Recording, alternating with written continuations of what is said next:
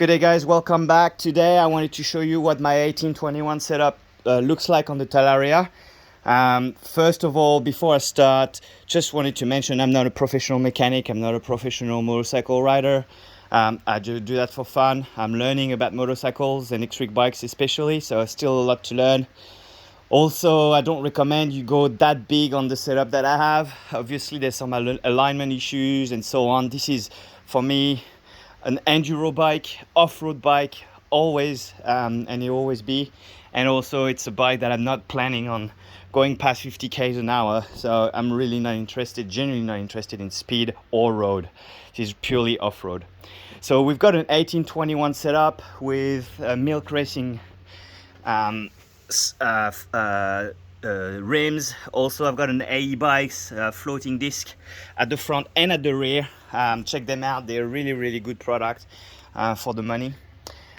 So what I wanted to show you was, first of all, this tire being a Michelin Enduro medium. This is a 140 1880 8018, sorry.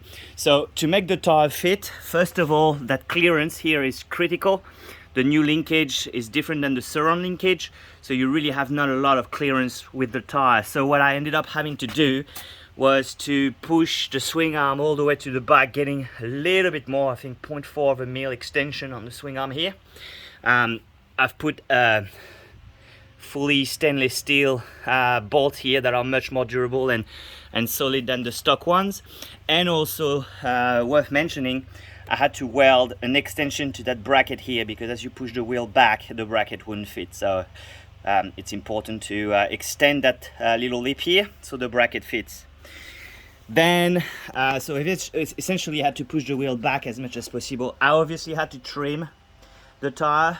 When I did my testing originally, it seemed to fit, but it wouldn't really clear the chain. Like there's still, as you can see, a little bit to go.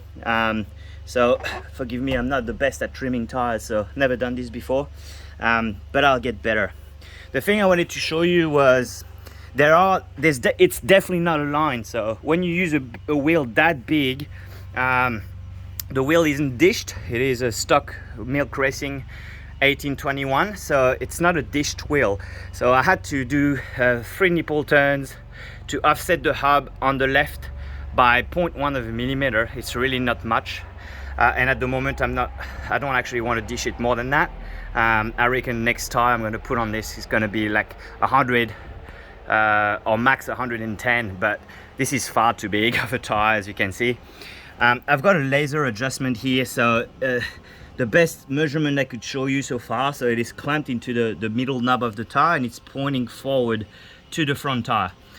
So just to show you alignment to the front tire, it's not bad. I'm probably a little bit like 0.3, 0.4 of a mil misaligned compared to the rear tire. And if I move up my laser adjustment, it is actually slightly crossed. But how can I trust this measurement? I can't really. It's a knob, so I'm not 100% accurate, but as you can see, we're like we're at 0.5 of a millimeter, I guess, of alignment. So alignment, especially for what I'm doing right now, isn't a worry to me. Of course, I've aligned the chain as much as I could here with my laser adjustment, so I know my chain is adjusted. Very important to make sure the chain is adjusted.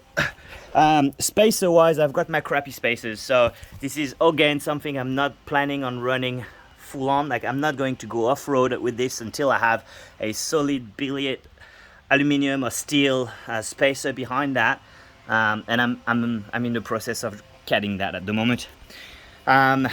Then we've got those bolts here that are very close to the swing arm. They clear just about the swing arm, and same on the disc side. As you can see, it is really tight. I had to change those bolts to cup heads. The stock ones wouldn't fit, so the cup heads are the best bolt for this application here, to make sure you've got the maximum amount of space on each side. As I said, the tire is mostly aligned. I've got 0.4 of a millimeter difference on the swing arm. Chain is aligned, and And then the 21 setup is a bolt-on straight on, so absolutely no issues with the 21 setup. These wheels are actually from a surround wheels, they're not from a talaria, so that means the rear hub is smaller, which is why I had to offset the hub and the wheel the way I did at the back. So other things to notice is, wow, the bike is so much bigger.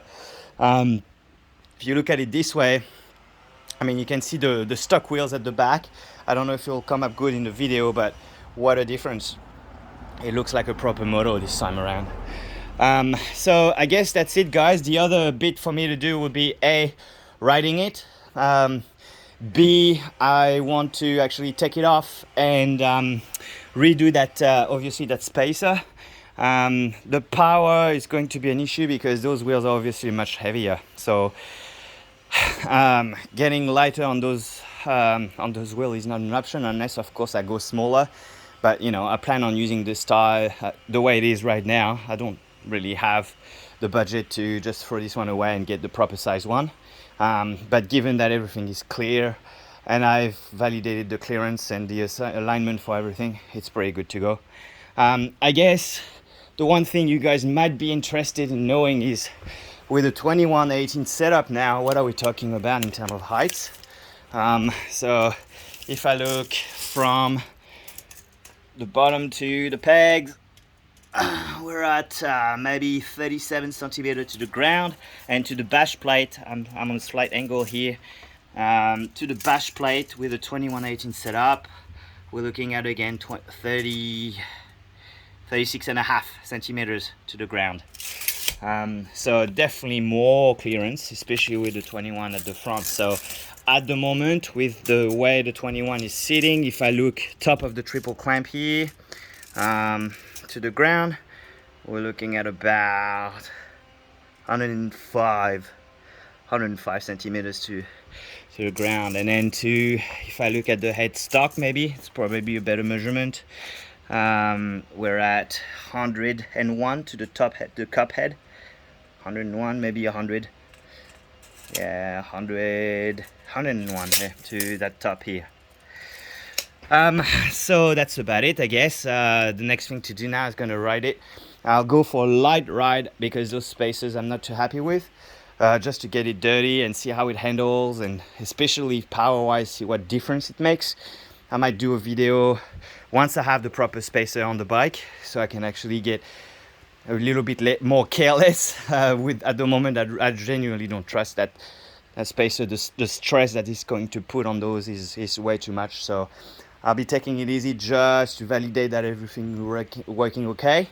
The one thing also I noticed is putting those floating discs. It bites way less, but like way less. So obviously the discs are new, the pads are worn to the other discs, so that is, you know, the pad and the disc needs to bed in together. So that's also the other thing I'm going to do is after I'm coming back from my ride, put a brand new set of pads on it, and I recommend you do that every time you change discs. You know, discs and pad bed together, so they have to be put a new one at the same time. Other than that, look, the other thing I'm going to say is I've just changed the front suspension to a Fox 40 suspension like a month ago, but we've had massive amount of rain here, massive amount, like unreal amount. So riding the bike as it is with those tires, and they're stock, by the way, they're still stock, I haven't changed them. I've been struggling to try to get those to change those. It's not great. You can't do anything with those tires in those wet, muddy conditions where I live anyway. Like in the bush, there's absolutely no way. I get no traction. So it spins everywhere. You got to be super fiddly with the throttle to try to get enough traction without spinning too much. It's not great. So with this setup, it's going to be a lot more grip. But what I was going to say about those Fox 40s, they're 27.5. The biggest difference I noticed is not necessarily handling, but stiffness. They feel a lot stiffer. The front end feels a lot stiffer. The bike feels a lot stiffer compared to the previous forks that I have, which are Bomber 888 RCV. So they're 38 mils tension compared to a 40 here, but also they are an oil bath system. I believe this one is an air spring system. They feel totally different in the sense that the same travel, but in the sense that the front feels a lot more vague, a lot more pliable. Feels like it's bending a lot more when you're cornering, when you're pushing the front, you know, braking hard, pushing the front. It feels like the front's a lot more absorbs a lot more on the 38 mil than on the Fox 40s. So far that's interesting feedback, because I hear everyone saying, oh, those Fox are amazing, they're amazing, they're amazing. So far they're okay, like they're a lot more stiff. I can see how they would perform better as you get faster on the bike, because the faster you get, the more rigidity you'd want, I guess, or at least the less rigid they would be based on the speed. But at slow speed and single trails, the type of riding I'm doing, so far the Bomber were really good forks. So when you're considering forks, ask yourself, what application am I going to do? If you want to use them single trail, 0 to 40 k's an hour, stop start, maybe you know, RockShox boxes or teams or whatever would be more than enough for what you're trying to do. If you're going big drops, if you're going big rocks, if you're going like rough terrain, if you're going in dirt, mud, vague terrains and so on, or like mostly rocky and stuff, I think the Fox 40 will perform better, hands down. That's no, I can see that already. But anyway, that was all for today. I hope this was helpful. I'll report more on the wheel setup once I get to ride it, and especially once I get to make the spaces for them. I might even share the CAD or, you know, whatever is available if you guys consider doing that setup. But once again, be aware there is a slight misalignment, and by misalignment I mean the wheel pointing that way by 0.4 of a mil, which so far seems okay. I don't recommend doing that though if you are going on the street or if you just don't know what you're doing.